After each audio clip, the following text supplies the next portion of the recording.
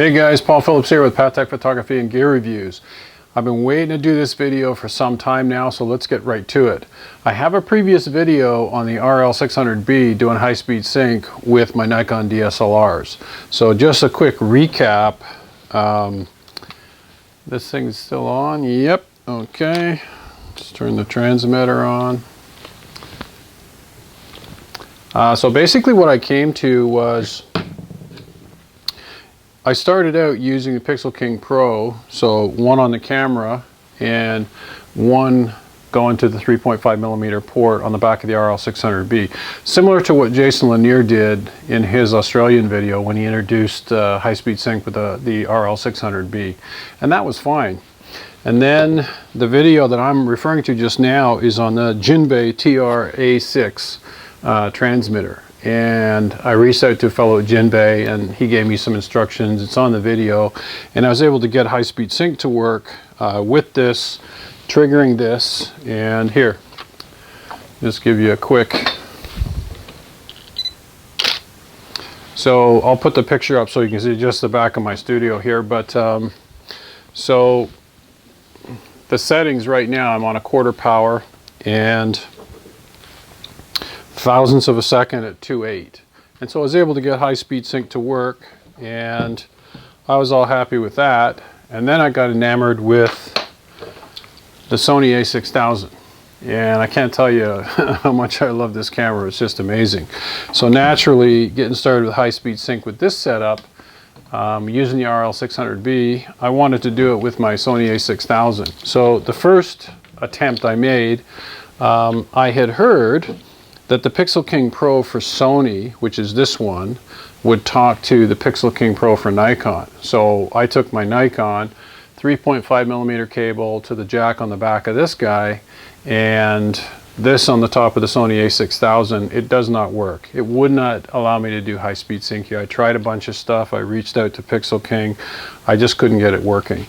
Then I saw a video from a fellow in Washington, D.C. who had the Sony system, and he purchased the Godox X1TS transceiver.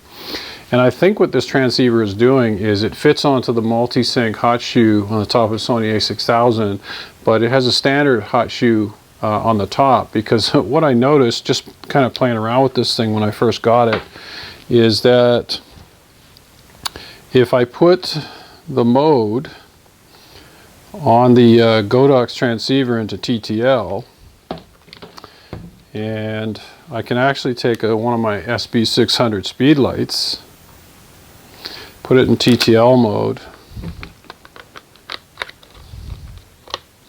shove it on the top here, and it actually works, and in high-speed sync. Now, I would never shoot this way. I mean, to me, this is a useless setup. I mean, it's wobbly, but it was just something kind of curious that I discovered when I first started playing around with this Godox transceiver. And just further to that, I tried my YN568EX as well on top here, and it works just fine. So that tells me that the Godox X1TS is taking the multi-sync signals and transmitting it or changing it into a standard hot shoe signal on the top here. At least that's what it seems to be doing. So high-speed sync with the A6000. So I'm going to put the camera in manual mode. And I have to change back to manual mode here. And then what you do is take the little transmitter that comes with the RL600B, which does not do high-speed sync. So you need the Godox transceiver to give you the high-speed sync. And then you can simply put this, that's just a condenser on the RL600B discharging. And then once you do that,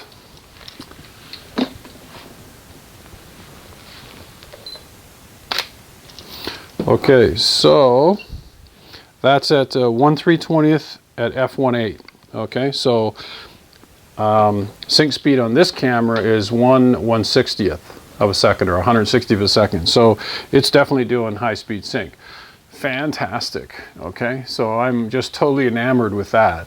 So then I want to show you a couple other things that I learned about this camera. So far I've had this, I bought this A6000 a Boxing Day sale just past Christmas. I picked up the Mikey battery grip, and that's in a previous video as well. And I like the way this works, but what I found was I wanted some kind of a camera strap. And you know, the shoulder strap that came with the Sony, I didn't like it. I mean, most of the time I'm using this camera without the battery grip, and I just wanted something to give me a little bit more security if I was out and about. And what I came to was I decided to make my own out of paracord. And so I've made 2 of these things, and they're the slickest thing. I'll show you. You put this thing on like so. So it gives you the security that you want. It'll support the camera, no problem at all. But I wanted something if I was shooting portrait, or I could switch and shoot landscape. And so I made 2 of these things. I'll just show you.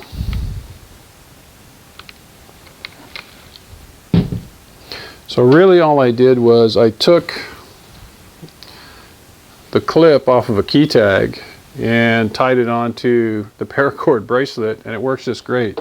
And then I made a second one, which is a little bit shorter, that I use when I just have the camera without the battery grip on it. So I can't say enough about the Sony system, and this is actually my second go around with Godox. The first Godox product that I tried ever, I did a video on it, was their Bowen's S-type bracket. And this thing, it's amazing. I've got 2 of them on order now. I've got 2 or 3 of them over there on the shelf. But Godox seems to be making a really solid product, and this X1TS seems to be no slouch either. And the nice thing about the X1TS is that it's very intuitive. I really don't like these Pixel King Pros. The menus, the way they work, they're not intuitive. I find I'm always struggling to figure out what moves what. I don't know why, but the Godox transceiver seems to be a lot simpler. It's a lot more intuitive. So if you want to do high-speed sync with the rl600b and Sony A6000 or 6300, 6500, I don't have 6300 or 6500, but I'm sure it works on a 6000. I'm sure it'll work on those 2 cameras as well. I want to show you something else just quick that I've been playing around with. You might find this interesting as well. I did a video some time ago on making a beauty dish with a terracotta bowl.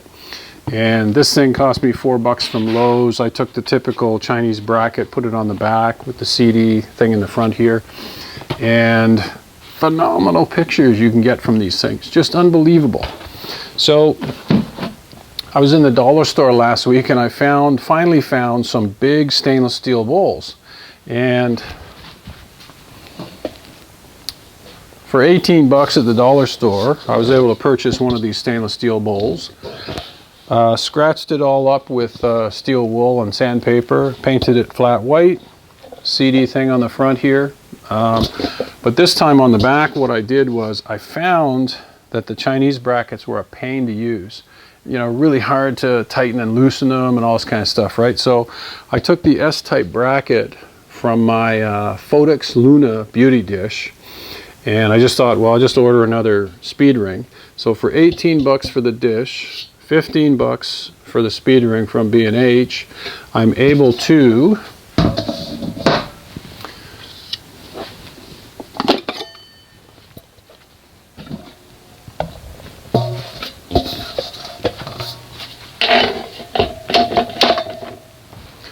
have a beauty dish that is a lot more professional in its look and function. It's just a little more sturdy, so if I got to throw it in the back of the car, and it's easy to take on and off. You know, just press the button, the thing comes off so easy. So I thought I would share that with you. So if you have questions about any of this stuff, don't hesitate. I mean, this is my experimentation. I'm just, you know, learning the A6000, but I'm telling you, in the couple months that I've had it, fantastic. I may at some point upgrade to a A7R2, we'll see. But right now, this camera, I'll put a couple of portraits up for you to look at. the images that you get from it are just phenomenal. The face tracking, I mean, you can almost be taking pictures like this, right, and still get the eyes in focus. It's crazy how good it is. You know, when I started watching some of the videos that Gary Fong put out, you know, you listen to these guys and think, yeah, okay, but you know, even my girlfriend has picked up this camera and taken some beautiful shots with it. So I hope this little few tidbits of information help you, especially if you got an RL600B, because this thing is, you know, I think I bought this for like 329 bucks at Adorama, or 349. It was on sale. And it's just a great tool when you consider that, you know, if you're outside taking pictures, you're only getting 50 watt seconds from a speed light, and you're getting 600 watt seconds from one of these. So you can really get some nice shots with the RL600B. So thanks again for watching. That's it for this one. I hope you find the information helpful, and we'll see you next time. Bye for now.